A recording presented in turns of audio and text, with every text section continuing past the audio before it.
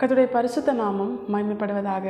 இந்த நாளிலும் கர்த்தர் நம்மை அவருக்குள் பலப்படுத்தும்படியாக இந்த காலை வேளையில் நமக்கு தருகிற வார்த்தை பிலிப்பியருக்கு எழுதின நிருபம் அதனுடைய 4வது அதிகாரம் அதனுடைய 7வது வசனம். அப்பொழுது எல்லா புத்திக்கும் மேலான தேவ சமாதானம் உங்கள் இருதயங்களையும் உங்கள் சிந்தைகளையும் கிறிஸ்து இயேசுவுக்குள்ளாக காத்துக்கொள்ளும். கர்த்தருடைய பரிசுத்த நாமம் மகிமைப்படுவதாக. இந்த வசனத்தை கொண்டுதான் தேவன் தேவஜனங்களாகிய நம்மை இன்று அவருக்குள் பலப்படுத்துகிறார்.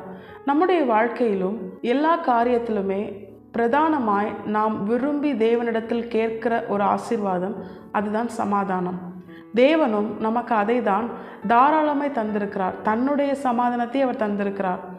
யோவான் சுவிசேஷம் அதனுடைய 14வது அதிகாரத்தில் பார்த்தோன்னா ஆண்டவராக இயேசு கிறிஸ்து சொல்கிறாரு, நான் என்னுடைய சமாதானத்தை உங்களுக்கு தருகிறேன் அப்படின்னு சொல்கிறாரு. தேவனுடைய சமாதானம், இயேசு கிறிஸ்துவின் சமாதானம் என்பது அது பரலோகத்திற்குரியது. இயேசு கிறிஸ்துவுக்குள் தான் நித்திய ஜீவன் இருக்கிறது. அப்போ இயேசு கிறிஸ்து தருகிற சமாதானம் நித்தியத்திற்குரிய சமாதானம், யாராலும் சேதப்படுத்த முடியாத சமாதானம். அந்த சமாதானத்தை குறித்து தான் இந்த இடத்துல நம்ம பார்க்குறோம். எல்லா புத்திக்கும் மேலான தேவ சமாதானம் நம்முடைய இருதயங்களை கிறிஸ்து இயேசுவுக்குள்ளாய் அது நிரப்பவும் ஆட்கொள்ளவும் நம்முடைய இருதயத்தை பத்திரமாய் பாதுகாக்கவும் தேவன் நமக்கு கிருபை பாராட்டியிருக்கிறார். அவர் நமக்கு அதை தந்திருக்கிறார். அந்த சமாதானத்தை, தேவனுடைய சமாதானத்தை, எல்லா புத்திக்கும் மேலான தேவ சமாதானம் என்று இங்கே குறிப்பிடப்பட்டுள்ளது. எதை உணர்த்துகிறது தெரியுமா? அப்படிப்பட்ட ஒரு சமாதானம் எங்கிருந்து நமக்கு வருகிறது என்று நம்மால் என்ன பண்ண முடியாது, அதை அறிந்து கொள்ள முடியாது. நம்முடைய சூழ்நிலை எவ்வளவு நெருக்கமான சூழ்நிலையாக இருந்தாலும், போராட்டமான ஒரு நிலையில் நம்ம காணப்பட்டாலும், அநேக தேவைகள், அநேக பிரச்சனைகள், அப்படிப்பட்ட ஒரு நிலையில் நாம் இருந்தாலும், தாவீதின் வாழ்க்கையில் நம்ம அதை தான் பார்க்குறோம். அப்படிப்பட்ட சூழ்நிலையில் தாவீது இருந்தாலும் தாவீதின் இருதயம் கலங்கி போகாமல் எல்லா புத்திக்கும் மேலான ஒரு தேவ சமாதானம் தாவீதின் இருதயத்தை ஆட்கொள்ள என்ன காரணம்? நம்முடைய வாழ்க்கையிலும் இப்படிப்பட்ட ஒரு அனுபவம் நாம் நம்முடைய வாழ்க்கையில் பெற்றுக்கொள்ள நம்ம என்ன செய்யணும்? எந்த ஒரு ஆசீர்வாதத்திற்குமே தேவன் ஒரு கட்டளை வைத்திருப்பார். அப்போ இப்படிப்பட்ட ஒரு மேலான தேவ சமாதானத்தை, எல்லா புத்திக்கும் மேலான தேவ சமாதானத்தை நாம் பெற்றுக்கொள்ள வேண்டுமானால் தேவன் நமக்கென வைத்திருக்கிற அந்த கட்டளை என்ன அப்படின்னு நம்ம தியானிக்கும் போது, இதற்கு முந்தின வசனத்தை நீங்கள் பார்த்தீங்கன்னா, அதே பிலிப்பியருக்கு எழுதின நிருபம் 4வது அதிகாரம் அதனுடைய 6வது வசனத்தை நீங்கள் பார்த்தீங்கன்னா, நீங்கள் ஒன்றுக்கும் கவலைப்படாமல் எல்லாவற்றையும் குறித்து உங்கள் விண்ணப்பங்களை ஸ்தோத்திரத்தோடே கூடிய ஜெபத்தினாலும் வேண்டுதலினாலும் தேவனுக்கு தெரியப்படுத்துங்கள்.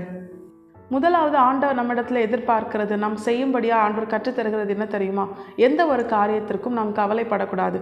நீங்கள் ஒன்றுக்கும் கவலைப்படாமல் அப்படின்னு வேதம் நமக்கு சொல்லுதுன்னா, எந்த ஒரு காரியத்திற்கும் நாம் கவலைப்படுவது தேவனுக்கு பிரியமில்லாத ஒரு கிரியை, தேவனுக்கு பிரியமில்லாத ஒரு சுபாவம்.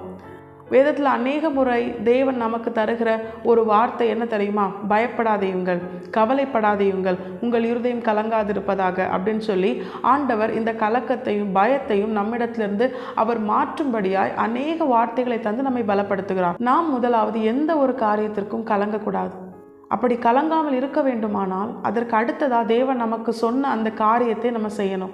அதுதான் ஜெபம். எல்லாவற்றையும் ஸ்தோத்திரத்தோடு கூடிய ஜெபத்தினாலும் வேண்டுதலினாலும் நம்ம என்ன பண்ணணும்? தேவனுக்கு தெரியப்படுத்தணும். எந்த ஒரு காரியமாக இருந்தாலும் எல்லாருடைய வாழ்க்கையிலும் ஒரே மாதிரியான சூழ்நிலையாக இருக்காது. சிலருக்கு அநேக பிரச்சனைகள் இருக்கும், சிலருக்கு அந்த அளவுக்கு பிரச்சனை இருக்குமா அப்படின்னு கேட்டால் நிச்சயமாக இருக்காது. எல்லாருடைய வாழ்க்கையிலும் எல்லாருடைய சூழ்நிலையும் ஒரே மாதிரி இருக்காது. ஆனால் ஆண்டவர் சொல்கிறாரு, யாராக இருந்தாலும், எந்த நிலையில் இருந்தாலும், எந்த சூழ்நிலையாக இருந்தாலும் கலங்காமல் இருக்க வேண்டும் அப்படின்னு ஆண்டவர் எதிர்பார்க்கிறார். தேவ ஜனங்களுடைய வாழ்க்கையில் மற்றவர்களுக்கும் தேவனால் வேறு பிரிக்கப்பட்ட அவருக்கென தெரிந்து கொள்ளப்பட்ட தேவனுடைய ஆவிக்குரிய இஸ்ரவேலர்களுக்கும் என்ன வித்தியாசம் தெரியுமா? மற்ற உலக ஜனங்கள் சின்ன சின்ன விஷயத்திற்கும் கவலைப்படுவாங்க.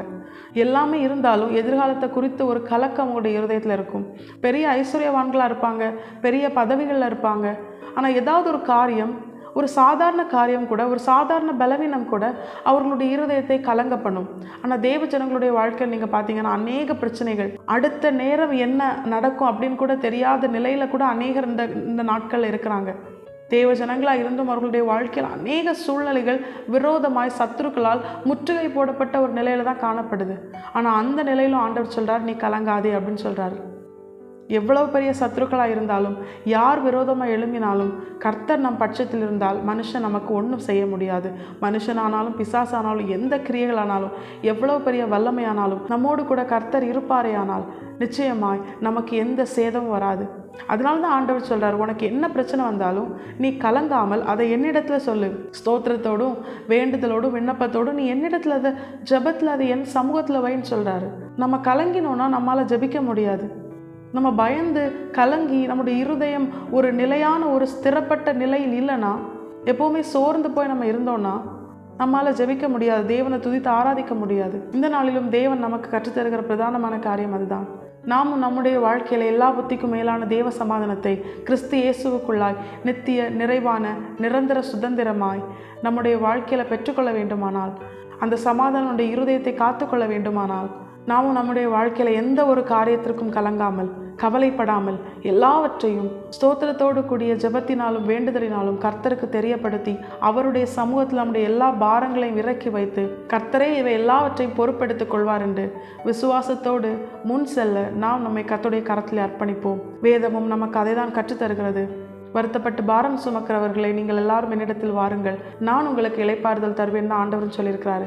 அவர் சொன்னதை நிறைவேற்றி முடிக்கிற தேவன். நம்முடைய எல்லா கவலைகளையும் பாரங்களையும் அவருடைய பாதத்தில் ஜெபத்திலே அவருடைய சமூகத்தில் வைத்துவிட்டு கர்த்தருக்குள் கர்த்தர் எல்லாவற்றையும் பார்த்து கொள்வார், எனக்கு எல்லாவற்றுக்கும் எல்லாமுமாய் என்னுடைய தேவன் இருக்கிறார் என்ற விசுவாசத்தோடு கர்த்தரை மட்டுமே சார்ந்து கர்த்தர் எனக்காக யாவையும் செய்து முடிப்பார் என்ற நம்பிக்கையோடு தாவீதை போல எந்த சூழ்நிலையாக இருந்தாலும் கர்த்தரை ஸ்தோத்தரித்து பாடி முன் செல்வோம். கர்த்தர் தாமே அவர் நமக்கு தந்த வாக்கு தத்தத்தை நம்முடைய வாழ்க்கையில் நிறைவேற்றி எந்த சூழ்நிலையாக இருந்தாலும் எல்லா புத்திக்கும் மேலான தேவ சமாதானம் நம்முடைய இருதயத்தை முழுமையாய் ஆட்கொள்ளும்படியாக கர்த்தர் நமக்கு கிருபை செய்வது அதிக நிச்சயம். கர்த்தர் தாமே இந்த வசனத்தின்படியே இதை கேட்ட நம் அனைவரையும் ஆசீர்வதித்து வழிநடத்துவாராக. கர்த்தருடைய பரிசுத்த நாமம் மட்டுமே மகிமைப்படுவதாக. மாரநாதா, இயேசு வருகிறார். ஆயத்தமாகவும் பிறரை ஆயத்தப்படுத்துவோம். ஆமென்.